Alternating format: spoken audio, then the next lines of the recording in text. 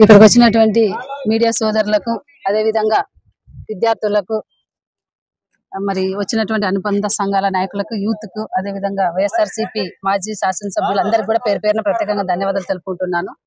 అదే విధంగా మన ఆదోనిలో నిన్నటి దినమున గౌరవ విద్యార్థి సంఘాల నాయకులు మరి వాళ్ళకి రాజ్యాంగం కల్పించినటువంటి హక్కుతో నిన్నటి దినమున ఈ కాలేజ్ దగ్గరికి వచ్చి వాళ్ళ నిరసన తెలియజేయడానికి వస్తే మరి ఎక్కడో పొలిటికల్ కి సంబంధించినటువంటి కూటమికి సంబంధించినటువంటి నాయకులు ఉన్నారని చెప్పేసి దాదాపుగా అక్కడ అంతా కూడా మహిళలే చిన్న పిల్లలు ఎక్కువగా ఉన్నారు.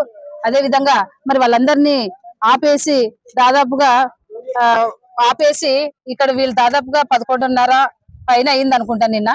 మరి ఆ విధంగా నిన్న పోలీసుల తీరుని తీవ్రంగా ఖండిస్తున్నాం.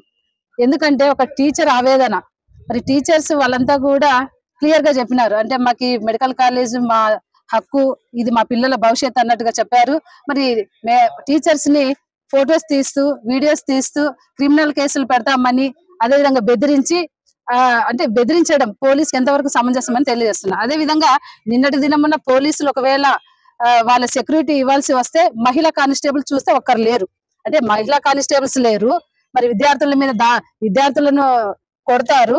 అయ్యా పోలీసులకు నేను ఒకటే డిమాండ్ అనుకోండి, రిక్వెస్ట్ అనుకోండి, విద్యార్థులతో మీరు ప్రవర్తించేటప్పుడు చాలా సున్నితంగా ప్రవర్తించాలని కూడా నేను తెలియజేస్తున్నా.